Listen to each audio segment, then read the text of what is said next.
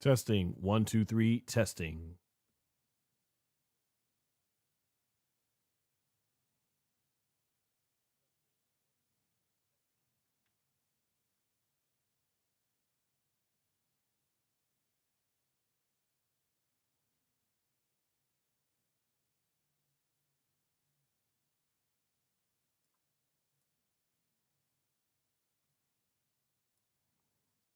Testing 1 2 3 testing.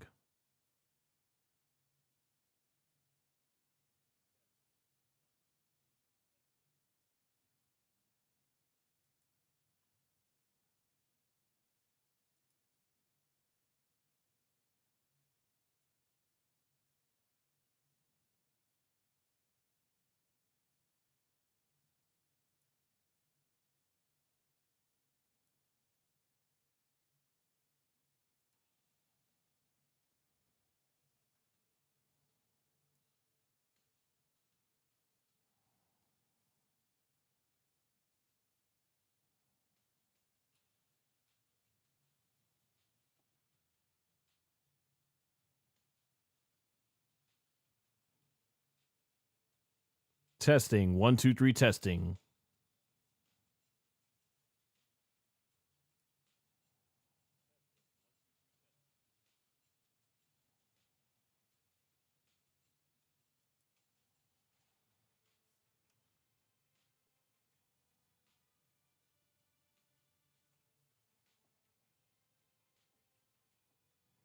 Testing 1 2 3 testing.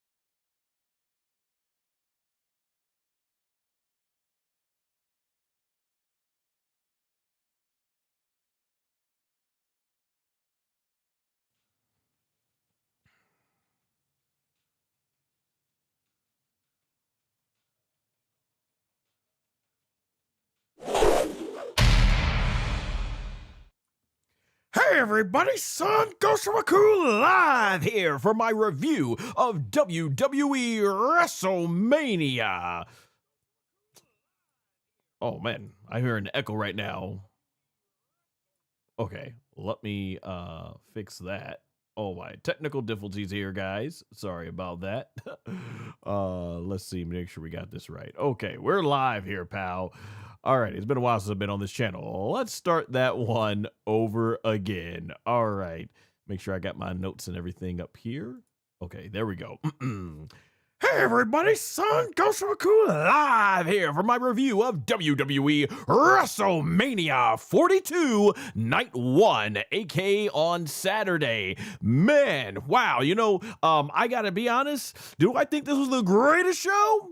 No. But do I think it was a bad show? No, I think it was pretty solid. Okay, let's get into it. Or as Trick Williams would say, let's talk about it. Alrighty, so basically, we're kicking things off right now with number one. Also, shout out to the chat, my guys. Notorious Heels podcast. Thank you. Appreciate it, man. Been loving hearing y'all work. Jordy said hi. Hey, thank you for sharing. Hunam Kumari, if I said that right, said hi. Thank y'all for coming in the chat. All right, so yeah, basically night one kicks off with John Cena's first return appearance in WWE since his retirement. As he said, he was going to be now wearing the suits. I thought it was funny to see him try to run in the suit because he's so used to running in the jorts and everything like that. But yeah, I think it was really cool to kick off John Cena as the host. I have no issue with that at all. If he's willing to make appearances, why not keep entertaining? Just because he's retired doesn't mean he can't come in and say hi once in a while. So yeah, that's all really cool, all good with me. All right, so we kick things right off with our very first match, the Usos, consisting of Jimmy and Jey Uso with LA Knight, yeah, teaming up against the Vision, Logan Paul, Austin Theory, and IShowSpeed. All right, so this match was pretty solid and decent. The real thing that stood out to me was IShowSpeed. For his limited in-ring experience, man, he looked really good in there, I thought, especially when you given the athletic background that he has. I think he's in tremendous shape and everything for that. And just as I thought, LA Knight would pick up the win with the BFT. I actually thought he was going to go ahead and pin IShowSpeed. That's what I thought. I was like, okay, IShowSpeed's in here to get the viral moments, but they're also probably just going to have him take the pin so that way you protect Austin Theory and Logan Paul. But yeah, that was not the case. No, Austin Theory, they chose him to be the one to eat the pin here. And so, yeah, the Usos and LA Knight pick up the win. So, a lot of people are very angry about LA Knight's, his positioning on the card and everything. Hey, I would love to see LA Knight be the world champion, but you know what? To give WWE credit, they gave LA Knight a big spotlight here, and I thought what they did going outside the box with him attacking IShowSpeed on in his own streaming and everything like that room and stuff was good stuff, and it definitely put a lot of eyeballs on LA Knight because the first hour of this was aired on the ESPN channel, so I thought that was really was pretty good.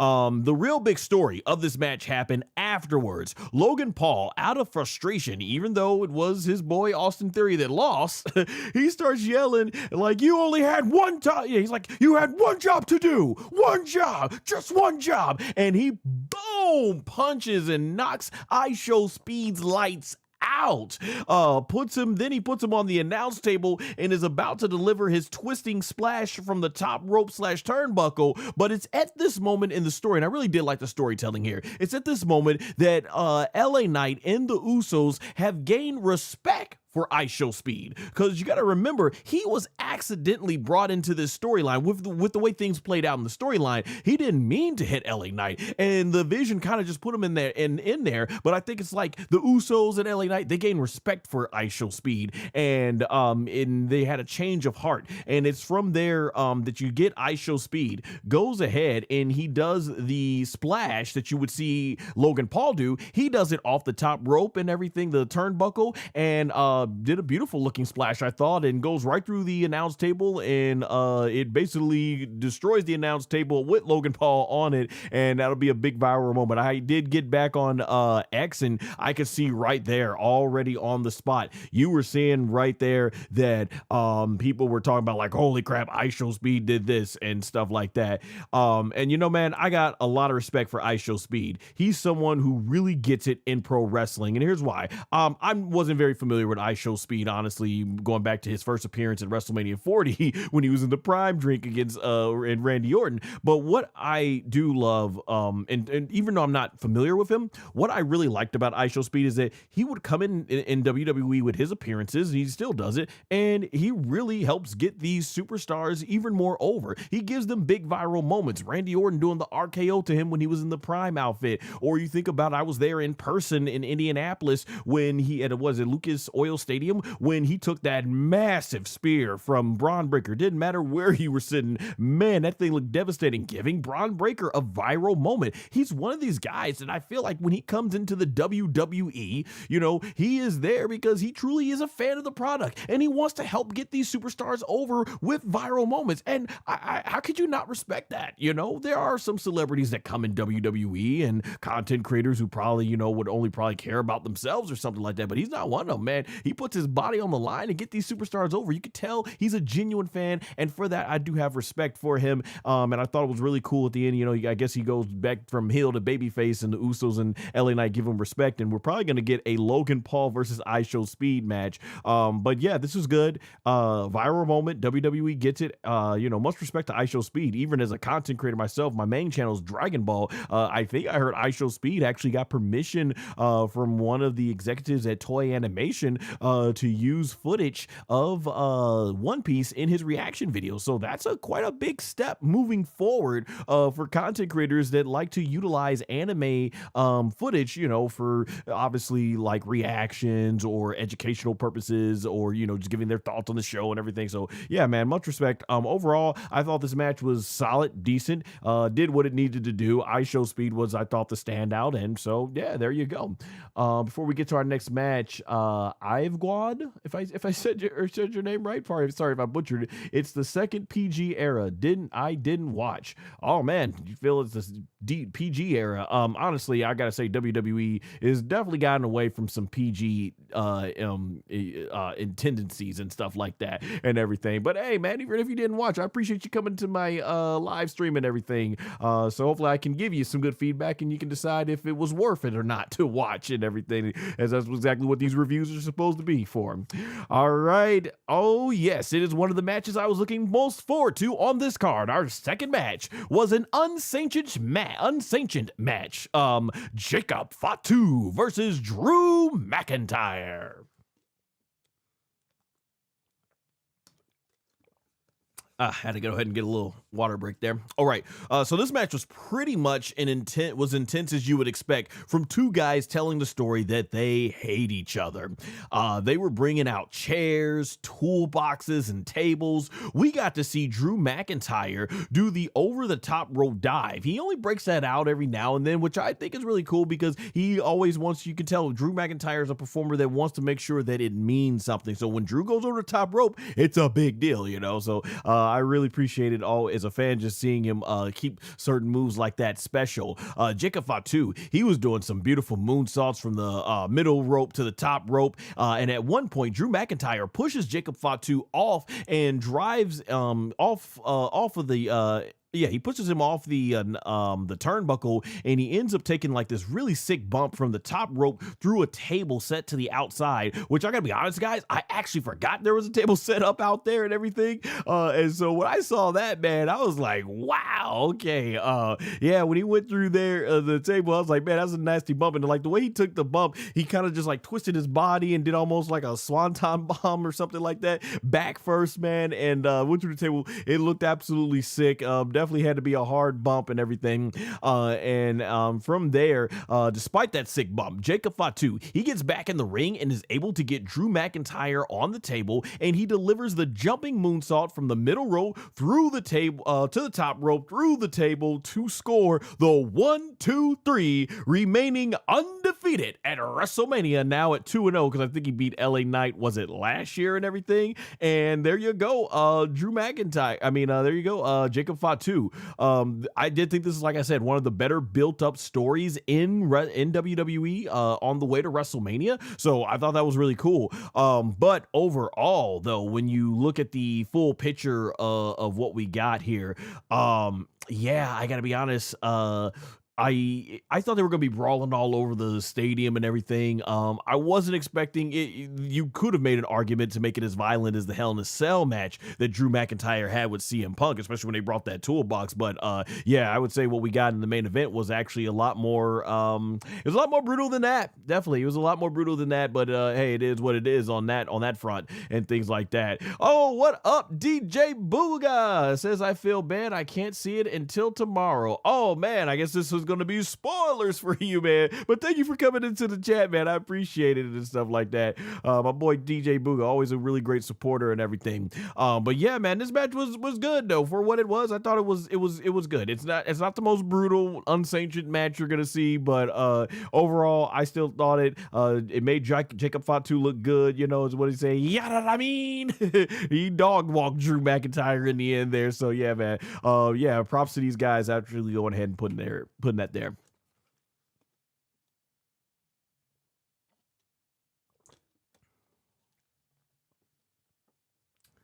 DJ Booga says, so today's show was good. I'm happy to hear. Yeah, it's kind of been polarizing. A lot of people, from what I can tell, the general consensus is that they feel the show wasn't great. It was just okay, solid, decent. I said that at the beginning of the stream and everything. And yeah, I would say good show.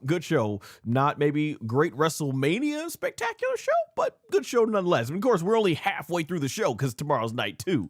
But our next match was here. Oh man, I got two like screens open up. I'm trying to make sure I get you get it right here. Okay, I'm back on the third match here. Okay, here we go. All right, next match was a fatal four-way tag team match for the Women's Tag Team Championship. Charlotte Flair and Alexa Bliss versus Bayley and Lyra Valkyria versus the Irresistible Forces, Lash Legend and Nia Jax, and it was supposed to be versus Brie Bella and Nikki Bella, the Bella Twins. I will say this, I thought Charlotte Flair and Alexa Bliss came out in a really nice, cool butterfly type effect. Like Alexa Bliss was paying tribute to Bray Wyatt in this like dark butterfly type of outfit, and you had the colorful butterfly with Charlotte Flair, so that was cool.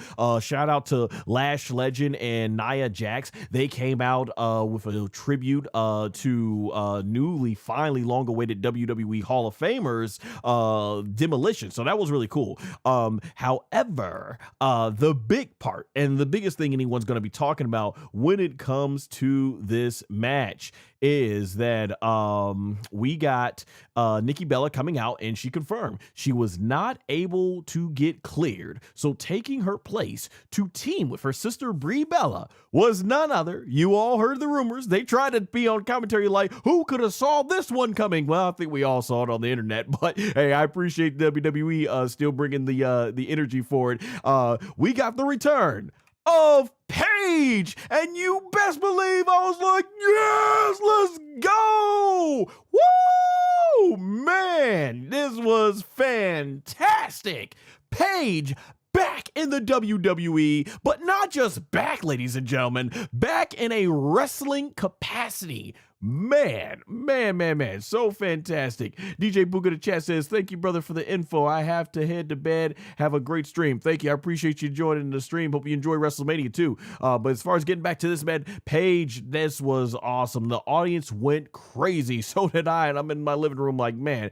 So the match overall, it was solid. But the biggest thing, like I said, that you can tell is that the fans wanted to see Paige. They popped huge when she came in, and she looked really good in the ring, moved around very well. Because remember, we haven't seen her last match for a good while now, since in AEW. Fans were going crazy when she and Charlotte went face to face. So we got a call back to like what, almost a decade ago. Of course, there was that controversial storyline they did where, you know, she unfortunately had to go along with the storyline of insulting her brother who had passed away.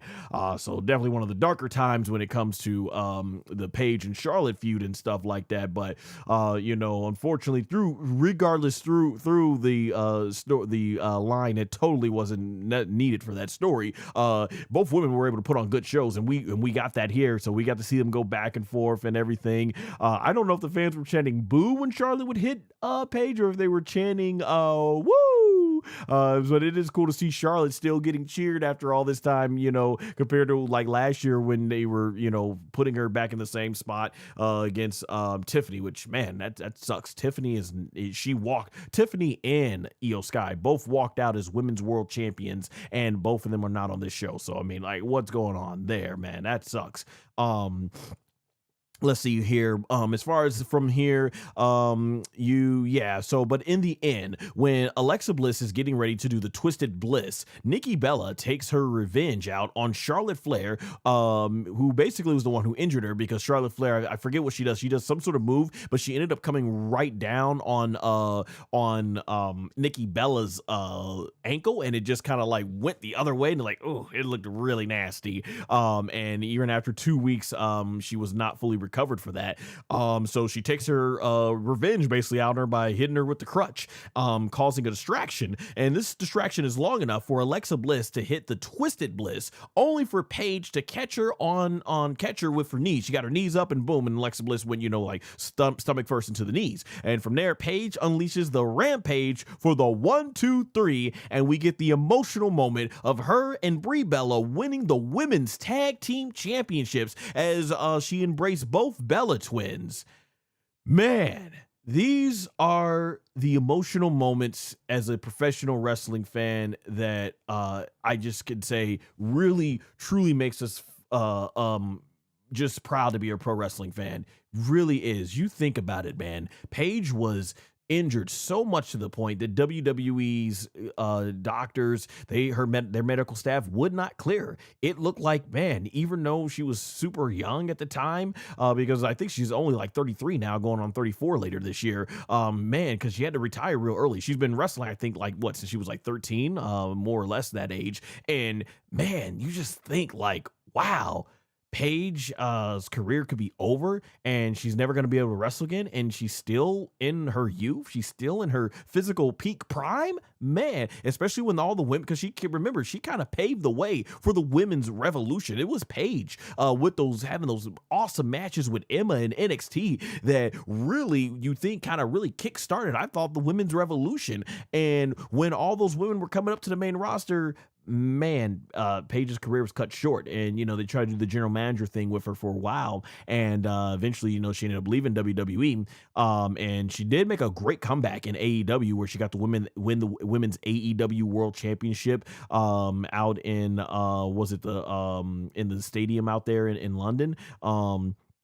And then that was a great moment, especially when you know how much she's been through in her personal life and everything. To see her also come back in this moment in WWE, winning a title on her first night back, getting that huge reaction. It is just a wonderful moment to see. Just, man, you know, it didn't look good, but she never gave up on her dreams. So proud of Paige and everything she's overcome from on a personal, in her person. I don't know her personally, but what she's overcome in her own personal life that she shared with the public as well as professionally. It is just a moment, you know. It's a moment that I think we're always going to remember. It's going to be always a great WrestleMania moment. So I'm so happy for Paige, and it does suck that it came at the expense of Nikki Bella, because I actually did want to see the Bella twins win the women's tag team championships. I figured the Bellas were destined to win here. They were going to have them winning, but it is what it is there. Obviously, and then in the post show too, Nikki Bella revealed that when she got her surgery in Birmingham a couple of weeks ago, Paige was there, and that's when she decided Paige should take her spot. So that's probably how long this has been in the works and everything. So Yeah, overall, man, this is like I said, the match was nothing. You're not nothing, but it was okay. It was pretty standard stuff. I don't think it went all out where it could have been with all these talented women in there, but it's more so this match is about the moment of seeing Paige come back and be able to get back in the ring in WWE, and at 33 years old to 34, I don't know if she's gonna be like on a part-time or full-time basis, but man, there's so many great women for us to see that she didn't get to wrestle during her time coming up, and all the new women. So yeah, I'm looking forward. We got AJ Lee, Paige. Maybe they'll run it back again with the Bella Twins. Maybe AJ Lee and Paige will run it back again. The whole frenemy. So yeah, this was fantastic. This is probably, to me, I would say, I think I would say this was the highlight of WrestleMania 41 Saturday, night one, Paige's return. Like this right here is one of those defining moments you'll always look back and remember when it comes to this show. I've got, if I said your name, I'm sorry if I butchered it. He says the women should have more time. Their stories were better. Yeah. Yeah, timing was a big thing on the show. I've seen a lot of people complaining about timing. This show was kind of moving by real fast like that. And yeah, the women definitely were having some good matches. The women's tag team championships, like, they took a lot of the women's main eventers, stuffed them into the women's tag team division. But yeah, I thought it was built up really good. So you do got a good point there. I actually will have more to say about that when we get to one of the later, the upcoming women's matches and stuff like that.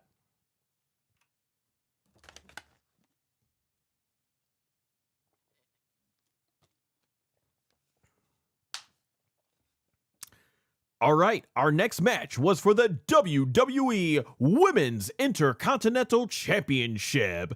AJ Lee versus Becky Lynch. All right, so Becky Lynch, she comes out with a live performance of her theme song from by the Wonder Years, and I thought it was basically straight fire. I love the theme song and everything, so I'm really awesome with that. I know back when I first heard it in summer, sounds like I got to get used to it, and boy, did I get used to it. Yeah. So yeah, Becky Lynch came out, then AJ Lee. She had a very touching entrance. She came out with all these little girls dressed up like her as they skipped to the ring with replica Intercontinental titles. It was a great moment. And Michael Cole does a great job too, mentioning how Paige and AJ Lee both had, I believe, their last WrestleMania matches at WrestleMania 31 when they teamed up against the Bella Twins, and now both have made their WrestleMania returns at WrestleMania 42. Hopefully I got that right. I heard that right, because I'm trying to think, did Paige wrestle beyond WrestleMania 31? I don't think she was at 32, or she was in a Battle Royal 33. I don't think I think that may have been Paige's last match. Really a full circle moment when you think about it. Both women, they exchange a lot of great back and forth wrestling action in the beginning. There are a lot of moments where Becky Lynch gets the upper hand on AJ Lee, like hitting her with the manhandle slam. AJ Lee kicks out. By the way, AJ Lee does a phenomenal job selling the manhandle slam. The way she jumps up and throws her body all over the place, and then she looks like she just splatters on the ground when she's out, man. Like when she gets her arms out, her legs out, and she's like, oh, and puts her neck to the side like that, like does a great job selling it. I always love that. This is ultimately leads to frustration, because Becky Lynch gets in referee Jessica Carr's face and pushes her, and Jessica Carr, she is not taking any of that BS, so she pushes Becky Lynch back, and this gets a big reaction. I mean, at some point we've got to get Jessica Carr versus Becky Lynch, and I think the fans would definitely get behind Jessica Carr, and I think they could do a really good solid job of making it seem like Jessica Carr's like this referee that can't wrestle, and then she gets in there and she just basically completely throws Becky Lynch off, because obviously Jessica Carr actually is legitimately a pro wrestler. She's just been doing the what's it called? She's been doing the referee and everything. It's pronounced for God. I'm sure you used to mispronunciation with your name, LOL. Oh yeah, I absolutely, I had to tell people, yeah, it's SonGoshuaku and everything, Oh, I see. Ah, yes. For God, like, cause I like the four Roman numeral for God. Got it. Nice, man. Appreciate it though. Thank you for the correction. Getting back to the match here. From here, Becky Lynch, she gets caught in the Black Widow, but and this gets a big reaction too, because remember, it's the Black Widow that has made Becky Lynch been tapping out to AJ Lee for months here.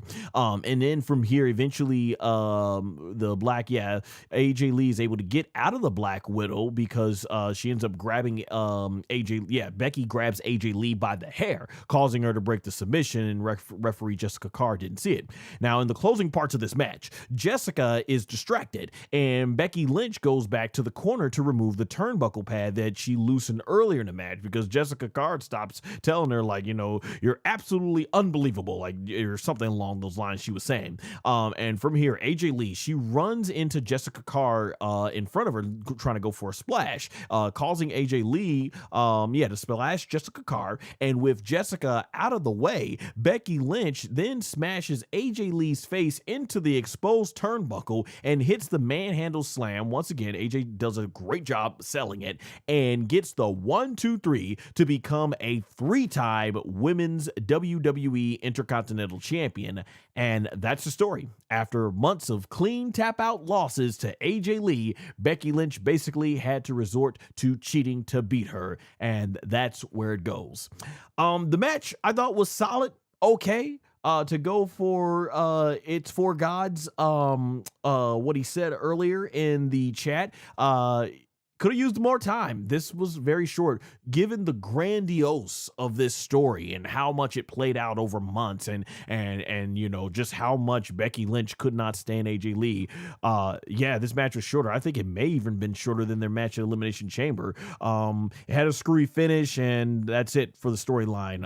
But hey, now both women can move on because at this point, I think, especially if AJ Lee is going to be here in limited doses, especially if you saw her interview on the post show, if she's in limited doses. I've always said this about part-timers, especially like Brock Lesnar and The Rock, where they would keep doing like these big rematches. It's like, well, hold on, if we're barely going to see them, we need to keep these matches fresh as possible because hey, they're here on a limited basis. So you know, with AJ Lee, let's see her get in there with some new faces because there's no shortage of new women for her to work with. But yeah, overall, I wish this would have got more time. Just to fit the grandioseness of the story they were telling and everything. But overall, it was a solid, okay match, I would say. Could have used some more time, I thought.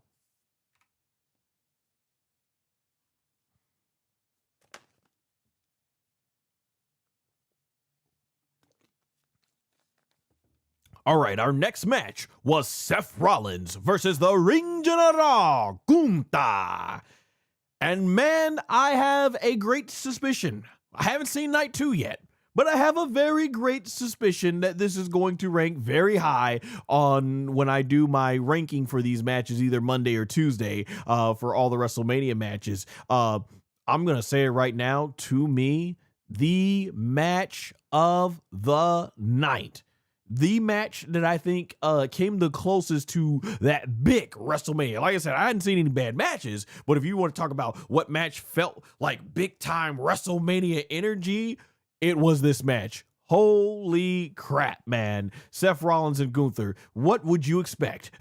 Gunther comes out, and Michael Cole on commentary mentions how he has been on a losing streak since like WrestleMania 40 to Sami Zayn for the Intercontinental title, and then of course WrestleMania 41 last year when he lost to Jey Uso for the world title, which the fans obviously have not forgotten because they're still chanting, "You tapped out."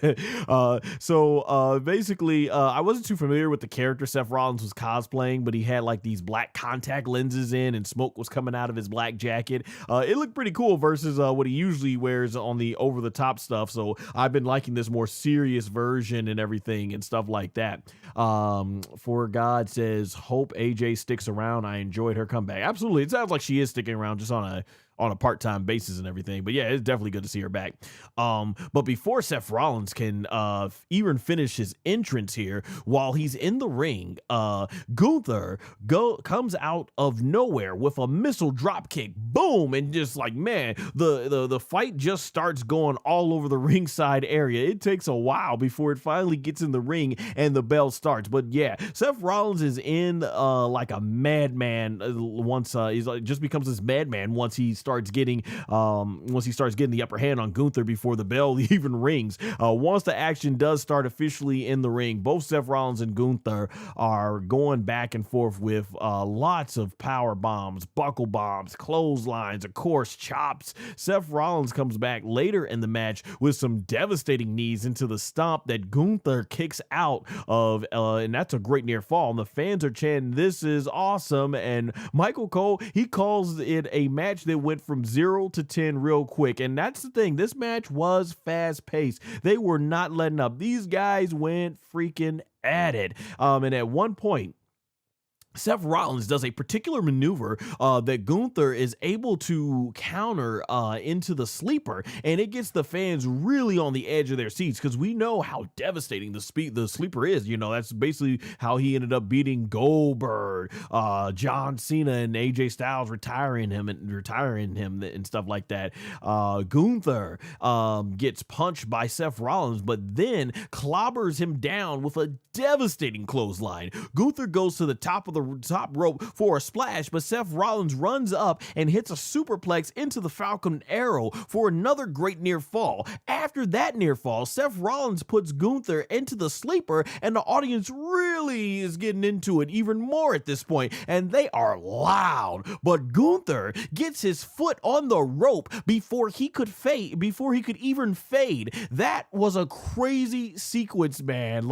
And when you think the sequences in this match was getting going, we get this one. Gunther is outside the ring. From here in the match, Seth Rollins delivers 3 consecutive suicide dives, but when he goes for the 4th one, Gunther catches him and turns it into a powerbomb on the corner of the ring, on the apron, the edge of the ring. Then he powerbombs him on the edge of the announce table. Then he goes on top of the table to try and do another powerbomb, but Seth Rollins counters this into a pedigree on top of the announce table, which does not budge. Then Seth Rollins runs from one announce table and jumps off it into a curb stomp onto the other announce table that Gunther is on, and the table still doesn't break. Yet another great crazy sequence in this match. Audience was going crazy. I was on the edge of my seat, man. And when you think the match, and I think that's what I loved about this match, it was just building and building and building and building, and you're like, man, where's it gonna go next? And then after this, out of nowhere, before you can even digest all of that, because it happened so quickly, Braun Breaker runs out and spears Seth Rollins, confirming the rumors that we indeed heard online that Braun Breaker has been cleared, but WWE wants to take their time building this story, so that's why they didn't do the match here. So yeah, Braun Breaker, he ends up throwing Seth Rollins into the ring. While Seth Rollins is distracted looking at Braun Breaker, who's going up the aisle, Gunther gets back into the ring, comes up from behind Seth Rollins, and puts him in a sleeper. It's here that you get a really good shot, too, of how red Seth Rollins' chest is, all the battle scars from this battle. But from here, Seth Rollins, as much as he tries to hold on, ends up fading, and the referee has no choice but to call the bell, and the winner by technical submission, the Ring General, Gunther. Woo! What a match, man. You put Gunther and Seth Rollins in it, and you just knew it was going to be good, and holy crap, man, what a match. And like I said, this match was building and building and building and building and building, and it had a really big, spectacular finish for the story, and then the post-match stuff. So even though Braun Breaker doesn't get a WrestleMania match, he gets an incredible moment, because this man full sprint down the entire WrestleMania aisle, delivering a second spear. Holy crap, man. The way that guy Like, whoa, man, it was sick. And they had this sick camera shot, drone shot, like above him as it was literally following him. And you guys know those WrestleMania, because they're in stadiums, those WrestleMania aisleways, those ramps, them things are long. So man, the conditioning on Braun Breaker, that was awesome. So even like I said, even though it's not a match, you're gonna always remember this moment. And then he goes back on top of the ramp, and the fans are even saying one more time, one more time. And then he gets back up on the ramp to embrace Paul Heyman. Up to this point, I thought, like I said, best match of the night. Man, what a match. Just phenomenal, man. Whew, yeah, this definitely was fantastic. A true highlight of WrestleMania 42 night one.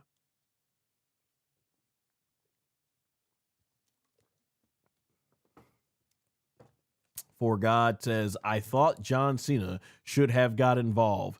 Well, to John Cena's word, he said he's going to be a man of his word, and said that moving forward, his WWE appearances, he's going to be in a suit and everything, and things like that. So I can understand he probably wouldn't want to get physically involved just because he doesn't want to tease the fans that, hey, he's getting back, and hey, maybe they're going to build to a rematch. What I would have loved to have seen is a backstage segment. Like, even though John Cena was the host, we didn't really get a lot of interaction. I remember when The Rock was the host in 2011, we got a lot of cool backstage segments with The Rock. It's kind of like Cena just came out there twice, I think, and there you go. One thing I thought would have been cool is to see Gunther get in John Cena's face and, tease him about how, I made you tap out like a little beep, right? And you could have had him basically motivate Seth Rollins because of all their battles. Would have loved to seen some play off of that, but yeah, they didn't go that route and everything.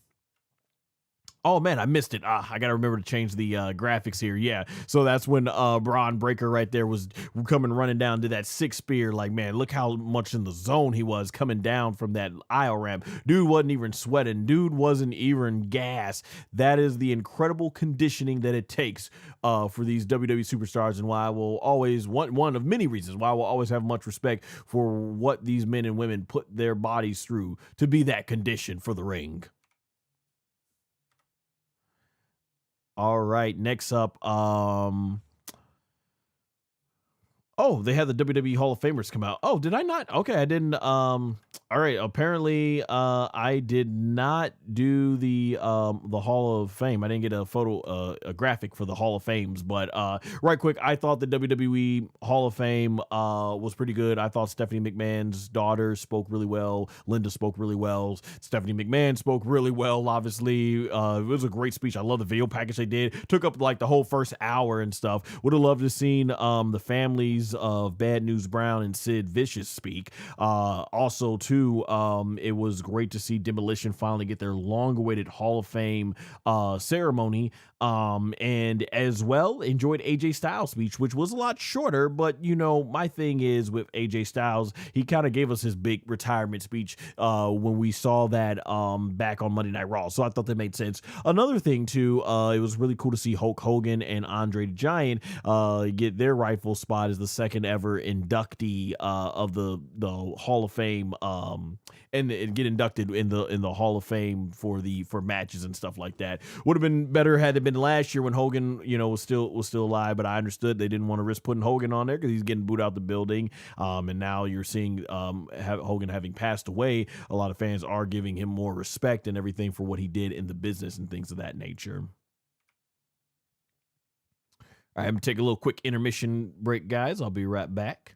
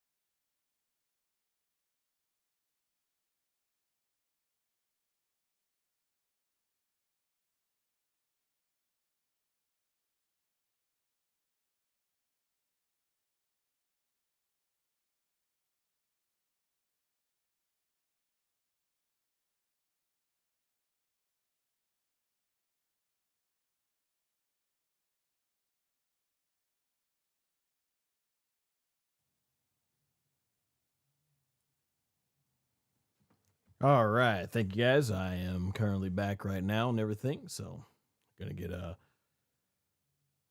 started coming soon. Our next match.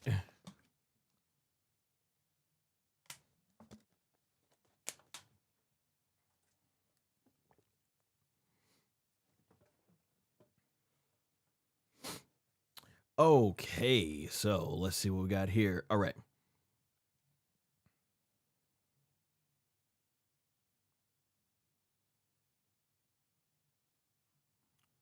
Let me find my notes here. Alrighty, so yeah, and I forgot to mention too that Hall of Fame spot.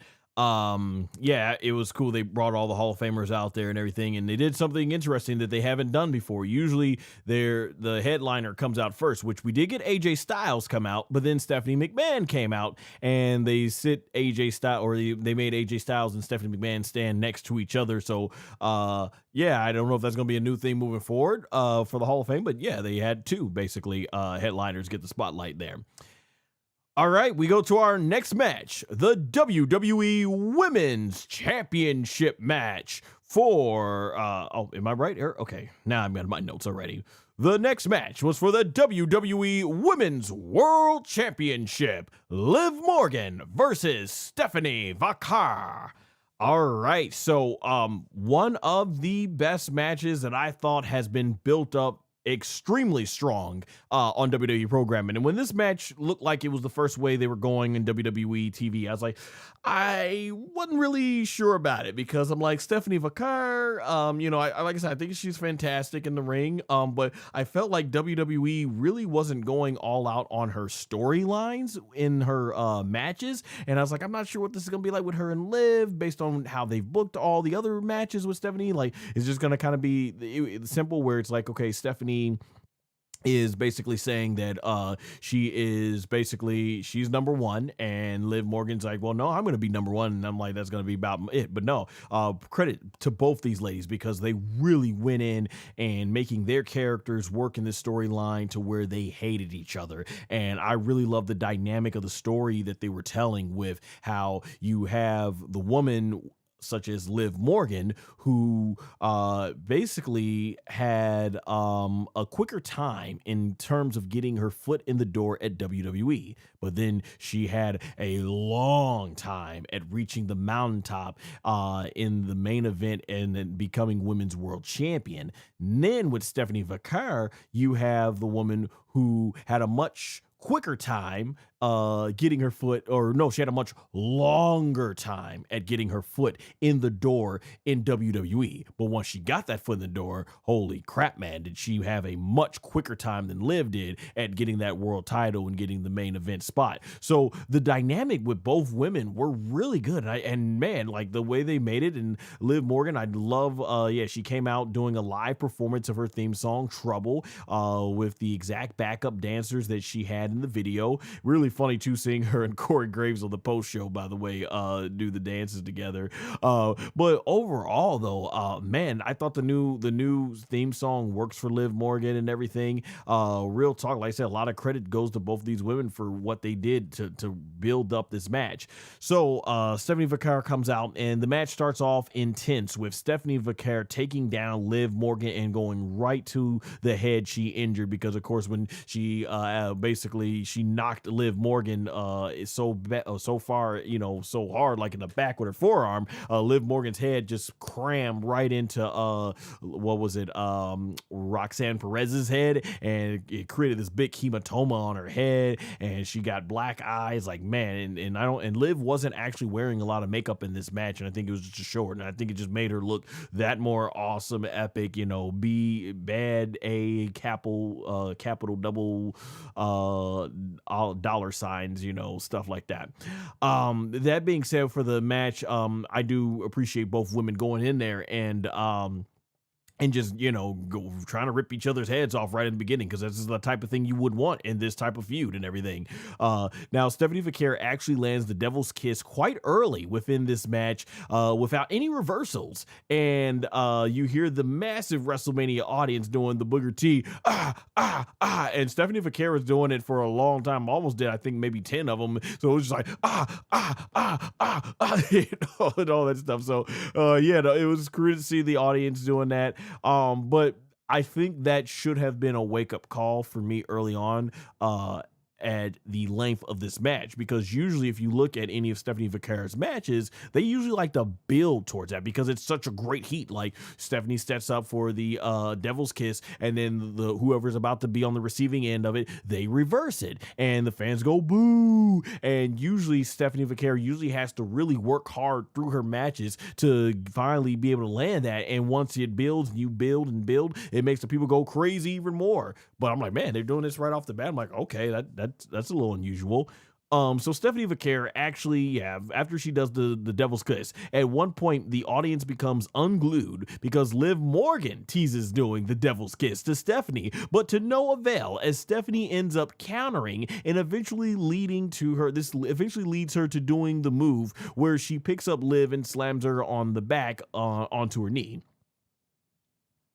Interestingly enough, Stephanie Vaquer actually lands the Oblivion on Liv Morgan and picks up a near fall, to a huge reaction from the audience. So I did like that take there. Now at this part of the match, I actually feared that we were going to get the match cutting more shorter than what it actually was, because we already started getting interference with the match. And I'm like this at this point, I'm like, hold on. I'm like, let these women cook.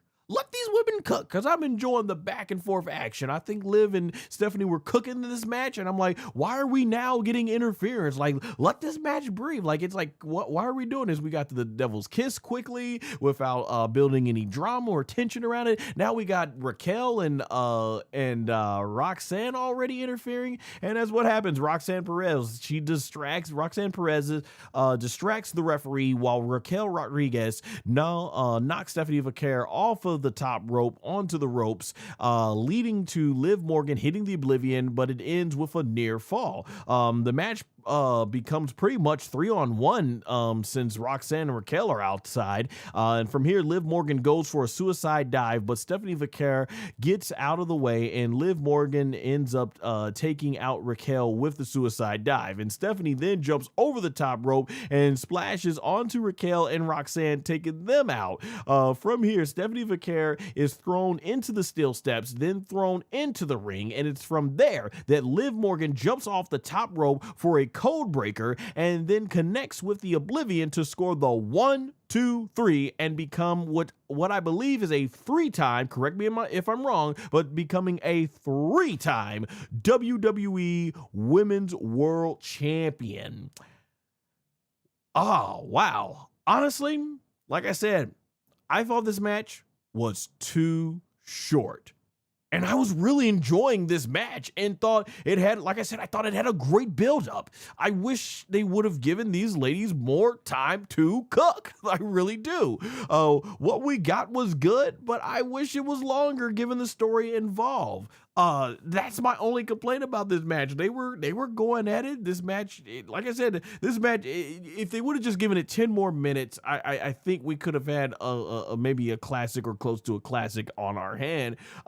But yeah, it just, a lot of this match kind of felt rushed. The women were cooking in the ring, and like, you know, like I said, it could have used more time. That's my only thing. But putting the time aside, I'm glad to see Liv Morgan get her big moment. This show is going, and by this point, I'm thinking like, man, this show is going by pretty fast at this point, as they are already announcing the main event is next. And man, like in Central Time here, it was like almost like 8,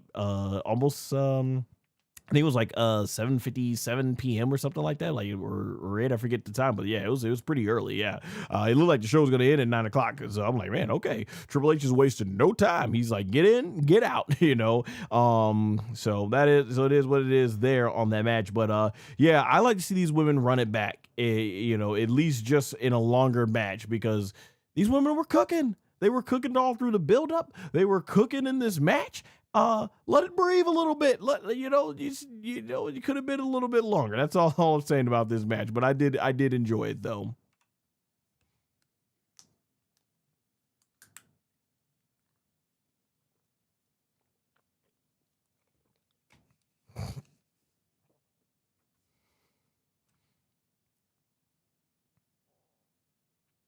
All right, but before we get to the main event, John Cena, as the WrestleMania host, comes out in the ring announcing the live attendance. It announces that the live attendance is 50,816 fans in attendance, which is about 10,000 less than what they had last year because it's a stadium that could fit about 60,000 people. Of course, they overcharged on those tickets and everything, so obviously we knew that it wasn't going to be full sellout. Shout out to my boy, the man 0001, who was live in attendance. He said he saw some empty seats and stuff, but he couldn't confirm if it was just more people piling in. At the time, more fans were coming in. So, it is what it is there and everything like that. But overall, I had the biggest reaction, moment where I was going crazy. I was like, yes, woo! Bianca Belair, man, big fan. One of my favorite performers in WWE in recent years, man. Bianca Belair coming out. The fans gave her a huge ovation.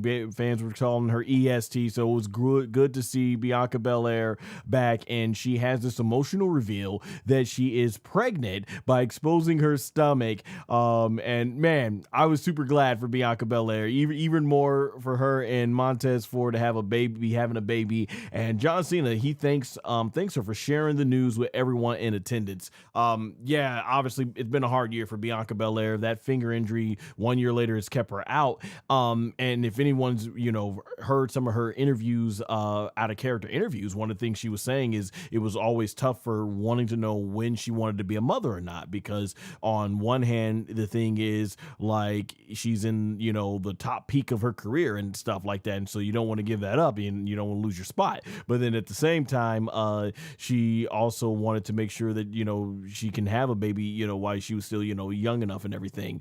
And being out for a year, you might as well, I'm thinking from their standpoint, you might as well, she's had this injury, was going to keep her out for a year, so might as well, why not, and everything and stuff like that. So, it looks like her finger is still recovering. She got the surgery that she needed. And, like I said, I'm happy for Bianca and Montez Ford and everything. I'm glad they're finally able to have their baby, and Bianca, I know, will come back even stronger. But, this does pretty much confirm that we are probably not getting Bianca Belair back until 2027, probably, most likely. Yeah, she probably won't come back until 2027. And things of that nature and things like that. And this is one of those things where I'm like, oh, from a prediction standpoint, like I'm in the no DQ prediction lead. I chose Jade Cargill because I'm like, I think they're keeping that title on Jade Cargill until Bianca Belair can come back and they can tell that story.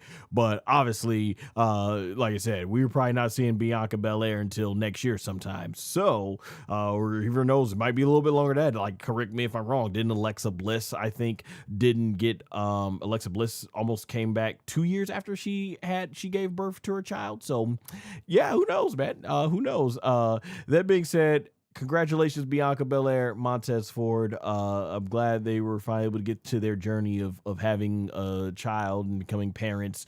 But yeah, as far as the storyline goes, I'm guessing Rhea Ripley is definitely winning that championship tomorrow night. And hey, if that's how I'm losing my prediction, it's fine, because more importantly, Bianca and Montez Ford are parents, and I'm happy for them and everything. And as a big Bianca Belair fan, I look forward to the time coming when she can get back in the ring. But obviously there are far more important things that they are going to be dealing with, thankfully, and that's getting that finger right and bringing that wonderful new life into this world. Congratulations again to Bianca Belair and Montez Ford.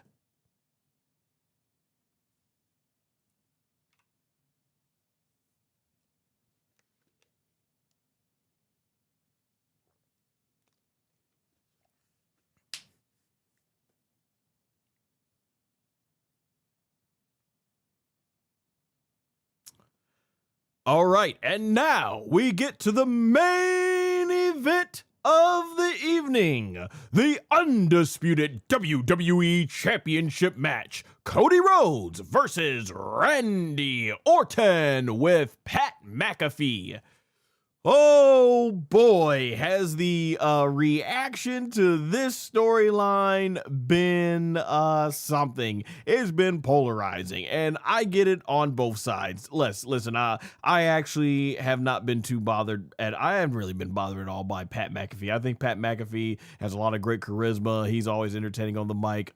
So yeah, I have been entertained by him. But I get it. I understand why fans wanted to see this be about the long 20-year history between Randy Orton and Cody Rhodes. Man, I was a teenager in high school when they first formed Legacy and stuff. So man, there's a lot of people like me who have grown up watching these guys. So yeah, and honestly, I think Pat McAfee, the way they put the storyline together, I actually thought it would have been a nice evolution. Like if they were going to continue this storyline past WrestleMania, then use the initial build-up to focus on the lore and the history, so that fans like myself who grew up, because you got to think about it, there's a lot of kids who grew up watching Randy Orton, Cody Rhodes. There's teenagers at the time who grew up watching it, like myself at the time. There's a lot of people who grew up watching this stuff, and so we want to see that history unfold and see the story be about that. And then you could insert Pat McAfee and then have the next step be where, okay, this is now that we got all the legacy stuff out the way, now let's focus on something new that keeps the story going and building it up to be something new and fresh. But that's not the route they go because of all the stuff that's been said. TKO wanted to get those prices up, and he's trying to I think Ari Emanuel of TKO is trying to get Pat McAfee to be like the next Sylvester Stallone and things of that nature. I'll say this, man, I thought the video package they put together almost did a better job of the build-up than the actual build-up itself. We got that history where they were showing the history of Legacy and Randy Orton and Cody Rhodes, and then they nicely inserted Pat McAfee and everything into it. So yeah, that was interesting. And then what we get is probably, man, the absolute longest time they have ever taken in WWE history to get the bell started. Maybe, I don't know if I'm exaggerating or if there may have been other ones, but man, boy, did it take a long time to get to the bell ring. So Pat McAfee, he comes out first. Michael Cole is not pleased, as Wade Barrett says, I thought you guys were boys. And Michael Cole, he's just disgusted at Pat's actions recently. And Randy Orton, he comes down to the ring with a slow walk. And I mean slow. This was as methodical of a walk you will ever see with Randy Orton.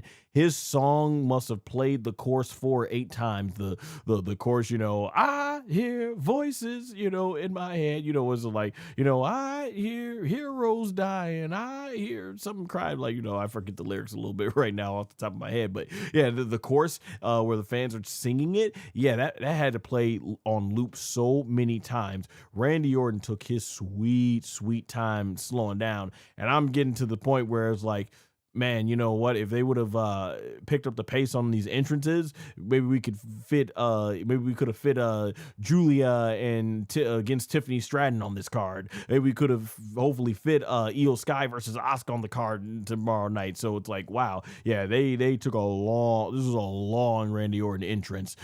This is, of course, Randy Orton's third WrestleMania main event. And I'm glad that this was mentioned by Michael Cole because, of course, he had main evented 3 different decades in the 2000s against Triple H at WrestleMania 25, in the 20-teens at WrestleMania 30 against Batista and Daniel Bryan, and of course now in the 2020s against Cody Rhodes at WrestleMania 42. And it's also a funny moment where Pat gets on the other side of the ring and he does the Randy Orton pose, the classic Randy Orton pose and stuff like that. And I think Randy Orton does the pose now like this and everything. So I thought that was pretty funny. Michael Cole was ragging him for that on commentary. So Cody Rhodes, he has a really cool superhero theme entrance showcasing all the different personas over the years. Like when he first came in, it's like the rookie wearing the green trunks. I think when he was like teaming up with Hardcore Holly and also being managed by his father, Dusty Rhodes, the late great American Dream, Dusty Rhodes. And then they showed him when he was basically the dashing Cody Rhodes and was wearing the mask, and then you got to see him as Stardust, and then his comeback to WWE from 4 years ago and stuff. So yeah, and then he comes out in this golden mask and golden robe, and he even has his daughter Liberty and his wife Brandy at at the at ringside, and he hugs and kisses them and everything. So that was a great moment to see, and they did a good job, because even with like CM Punk and Cody Rhodes, they really did a good job, I thought, making it look like, oh, this is it, Cody Rhodes, this is his last moments as WWE champion, right? So I did like the suspense they were building up here. So after, once again, like I said, a very long wait to finally get to the match started, we finally get to the introductions, and Pat McAfee pretty much steals the microphone from Alicia Taylor and takes a page out of Paul Heyman's book and does this big dramatic over-the-top introduction for Randy Orton. Then Alicia Taylor does Cody Rhodes' announcement, and before the bell even rings, Pat McAfee attacks Cody Rhodes with the microphone, and Randy Orton and Pat both jump Cody Rhodes, but Cody is able to get the upper hand and give Pat McAfee the crossroads and puts him on the announce table. Then Jelly Roll comes out of nowhere and delivers a flying elbow from one announce table to the other announce table to Pat McAfee, breaking through the table. This creates what I believe at the time is a plot device, because Pat McAfee is on a gurney and carried out, and he's making and it's making us believe that he's not going to get involved. But if anybody's been watching wrestling, I've been watching wrestling, WWE, particularly pro wrestling, since 1994. So anyone who's watched it for any significant time, you know this song and dance and where this was going in the story. And I did think it was funny. Pat McAfee, he gives a thumbs up to the audience and they boo him, and so he turns the thumbs up into a middle finger. So he's like, ow, but that's still up and everything. So I did think that was funny. And so from there, the bell finally rings.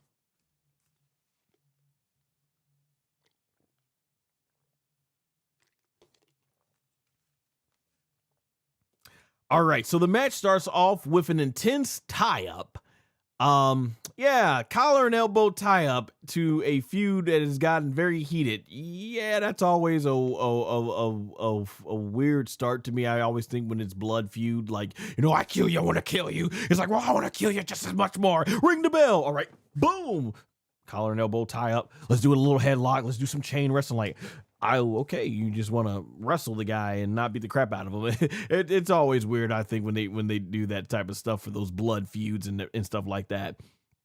But yeah, both men, they go back and forth, and Cody Rhodes, he gets a backdrop on Randy Orton, and Randy Orton starts selling the back very heavily, because of course that plays into the whole thing that's been going around on online about reports of Orton's surgically repaired back has started giving him issues like a couple of days before WrestleMania. So they really play up on that and things of that nature. So from here, like a shark that smells blood in the water, Cody Rhodes starts working Randy Orton's back. So it's interesting in this part of the match, because Randy Orton's back is getting worked on a lot by Cody Rhodes. Usually it's the heel that does this to the babyface, but yeah, it's the babyface Cody Rhodes that is really just taking advantage of the very hurt / injured side of Randy Orton. So that made for quite the diff, and it's one of the things I kind of did enjoy the match, because there was a lot of suspense into what they were going for. It almost looked a lot like, oh, they are thinking of turning Cody Rhodes heel and stuff like that. So I did enjoy the suspense of that match. So it did make for an interesting dynamic in this match. Now, after a long period of getting no offense, when Cody Rhodes goes to the top rope, Randy Orton chops him at the shin, causing Cody to lose balance. Randy Orton then delivers the top rope superplex, and he really starts selling the back on that. Now, clearly, I'm not going to tell Randy Orton how his back feels, because that man for the last 25 years or so has been slamming his back against the canvas. But the fact that he is able to get in the ring and do this type of match and stuff and do that does obviously mean that WWE has cleared him to a point where they don't feel like it was where he's cleared enough to do the match. Now, how badly is he hurting? I guess we'll find out in the coming we'll find out shortly enough. Is Randy Orton going to take some time off? Was he powering through just like Shawn Michaels powered through against Stone Cold Steve Austin at this WrestleMania 14 is Randy Orton powering through? Who knows? But once again, like I said, it just goes back to what I say. Much respect to these men and women. I don't know if Randy Orton's back is hurt that bad or if he's just selling it, but no, regardless of which, that stuff hurts when you do the superplex. So much respect to Randy Orton powering through with what his back has been through all these years. Randy Orton is eventually then able to get the draping DDT from the middle rope, but continues to sell his back greatly. There's one point where Randy Orton tries to do the twisting turnbuckle setup for the RKO, where he turns around, but then he's like, he thinks less of it, so then he just gets on his knees and just starts doing the forearms slam into the canvas. So from there, that's when he thinks twice about it, and he's taking his time because he doesn't want to hurt his surgically repaired back. And Randy Orton, he drops Cody Rhodes back first. He tried to go for the RKO, but it doesn't end up doing anything. And from there, Randy Orton drops. I'm just trying to find where I am on my notes. Sorry about that. Okay, here we are. Randy Orton drops Cody Rhodes. They get to the outside of the ring, and Randy Orton, he drops Cody Rhodes back first on the announce table, and it doesn't budge. But Cody comes back and pushes Randy Orton into the turnbuckle, posts face first. And when the action gets back in the ring, we see that Randy Orton has been busted open from the forehead. So blood is coming down Randy Orton's forehead. So that's why I was talking about, like, we got more blood in this match than we did the Jacob Fatu and Drew McIntyre match earlier in the night. And I'm thinking, like, that's the real big blood feud. So it makes sense to have blood in both matches and everything. The crowd reaction gets very interesting as boos start to become louder for Cody Rhodes. Cody Rhodes then starts stomping on all of Randy Orton's limbs like Randy Orton does, and the boos get even louder. So, he's taking pages out of Randy Orton's book here at this point. And a lot of this match really just feels like Cody is working heel and Randy is working as the sympathetic babyface. Cody, he wipes the blood. There's one part where Cody wipes the blood like a badge over his chest, like a badge of honor. And Cody Rhodes even delivers Randy Orton's own draping DDT from the middle rope. Cody Rhodes starts doing the RKO setup, and I'm like, all right, this historically has not worked good for people. We all remember WrestleMania 28, that when John Cena couldn't beat The Rock, couldn't put The Rock away with anything, so he starts doing the people's elbow, and it cost him. And so from there, sure enough, Cody Rhodes, after he starts doing the RKO setup, sure enough, Cody, as he goes for the RKO, ends up getting caught into Randy Orton's own move, and catches him. He gets caught into his own move because Randy catches him with the crossroads, and basically from there, Cody gets caught into Randy Orton's counter crossroads, but Cody kicks out at 2. Cody does get a backslide pin on Randy Orton, but Randy kicks out, and just as they get to their feet, Cody Rhodes out of nowhere lands the RKO on Randy Orton, but Randy kicks out at 2 at a very close near fall. So audience is getting really into it, and I had to feel like at this point in the match, I'm like, this is definitely much better at this point of the match, because the fans are really starting to, like I said, they're getting into the match.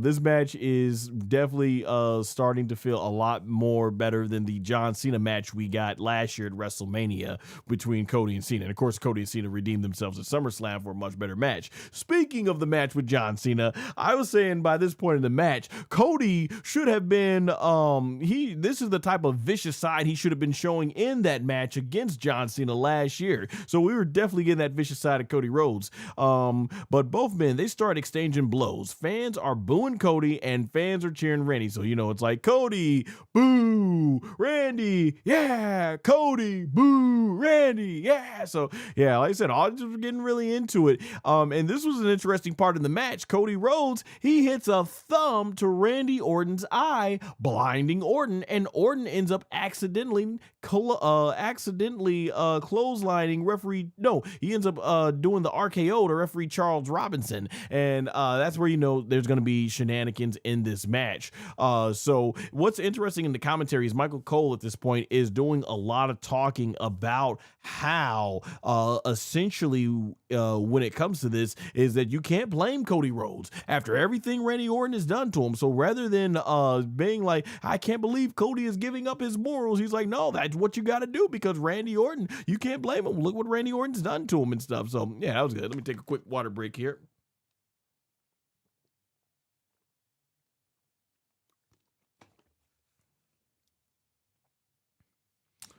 All right. So, and then as we get from there to that part of the match with the referee down, it's from here that Pat McAfee comes running down dressed as a referee with a neck brace to do the pinfall count. Cody Rhodes kicks out at 2 though. I did think it was funny that the fans start chanting, "Ref, you suck. Ref, you suck" at Pat McAfee. Then in the closing parts of this match, Randy Orton, out of frustration, RKO's Pat McAfee, because of course you can't trust a snake. Have we not learned from Jake the Snake Roberts, the Viper? He is the Viper after all. And then from there, Cody Rhodes runs up behind him and delivers the crossroads, and referee Charles Robinson comes to and counts the 1, 2, 3. Thus, Cody Rhodes has retained the undisputed WWE Championship.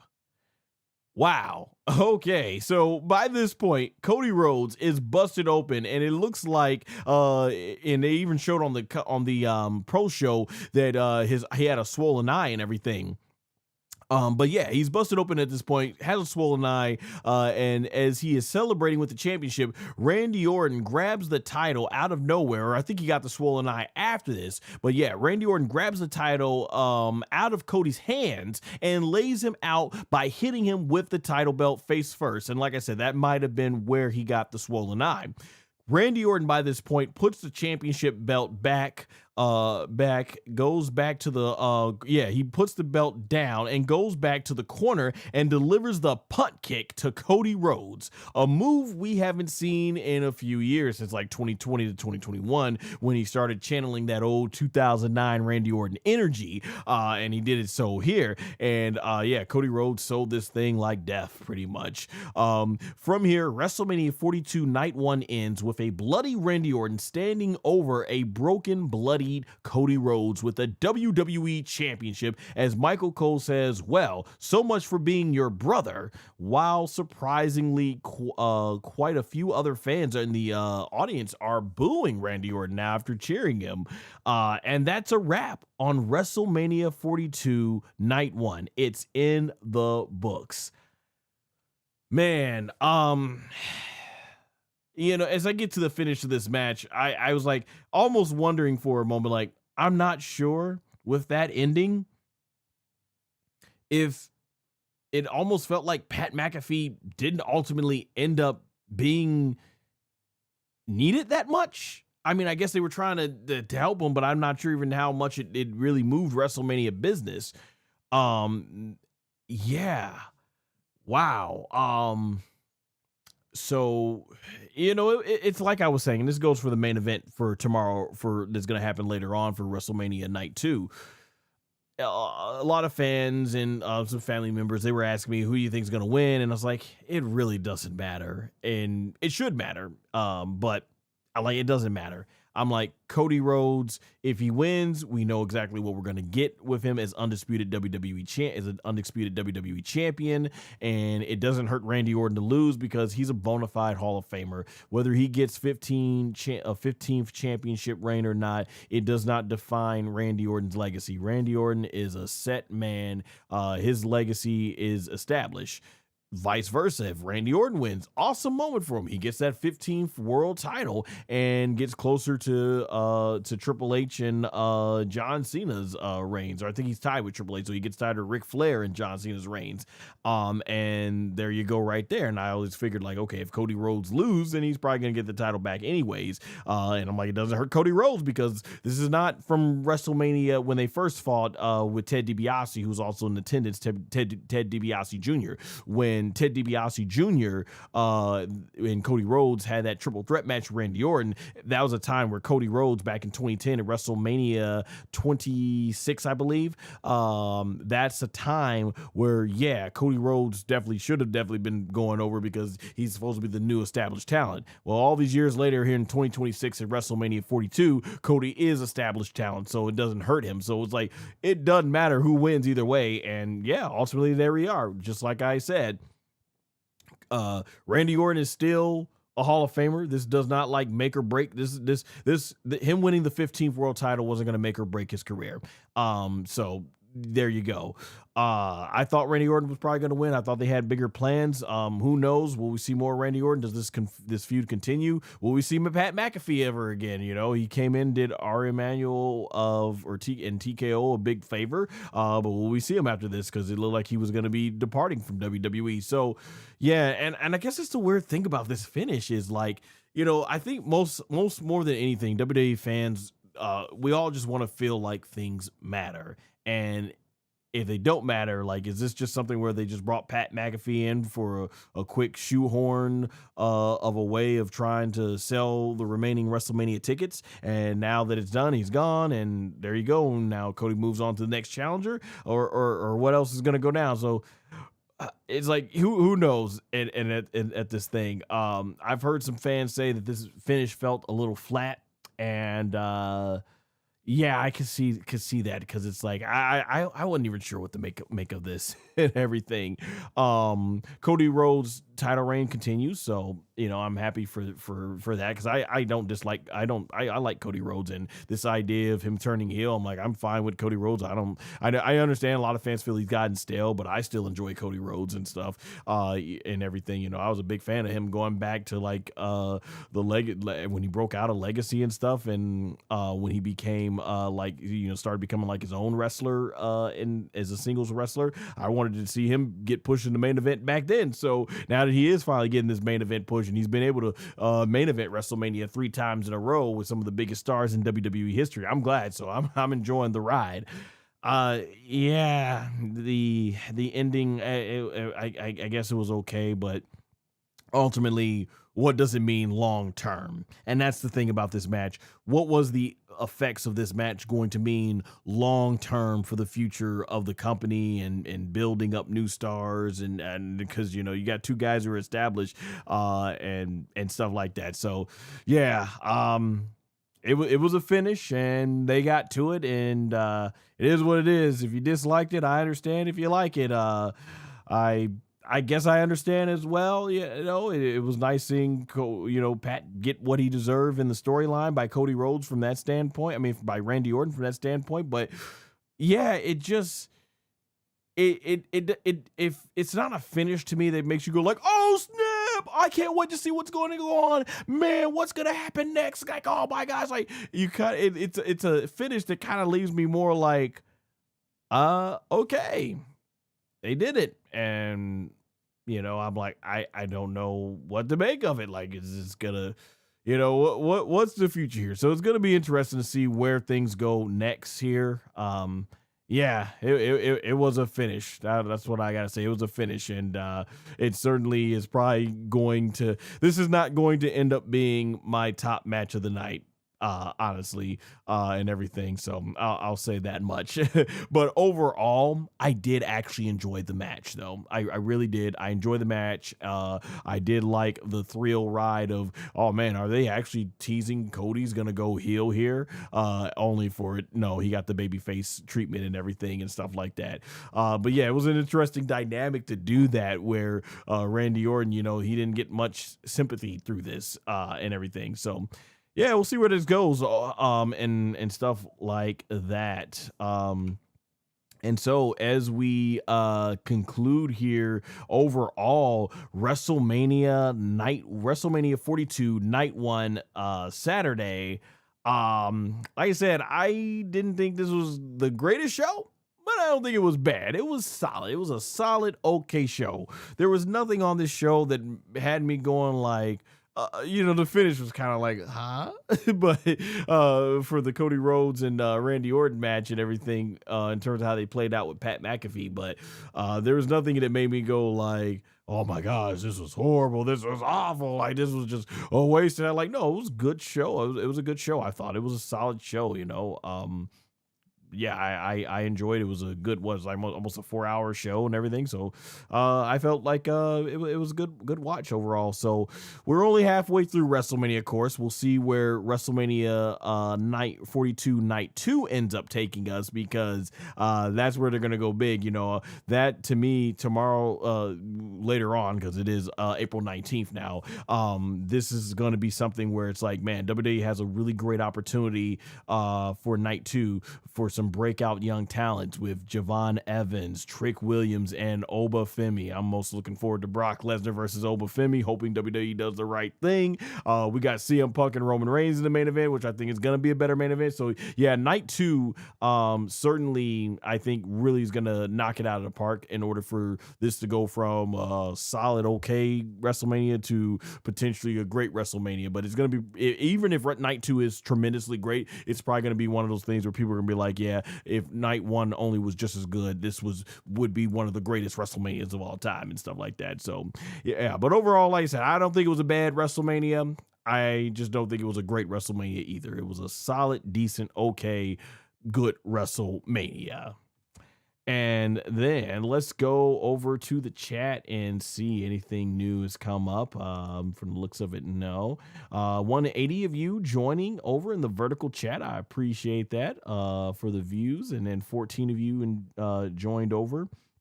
I appreciate that as well. And the horizontal chat. So yeah, definitely good to be back here on the WWE channel and everything like that. Well, guys, thanks so much for joining me for the live stream, and I will be back later on tonight with a review of WWE WrestleMania 42 Night 2 Sunday, and I will also be back as well on Monday or Tuesday for a ranking of every WrestleMania 42 match. Until next time, guys, see you real soon. Take care.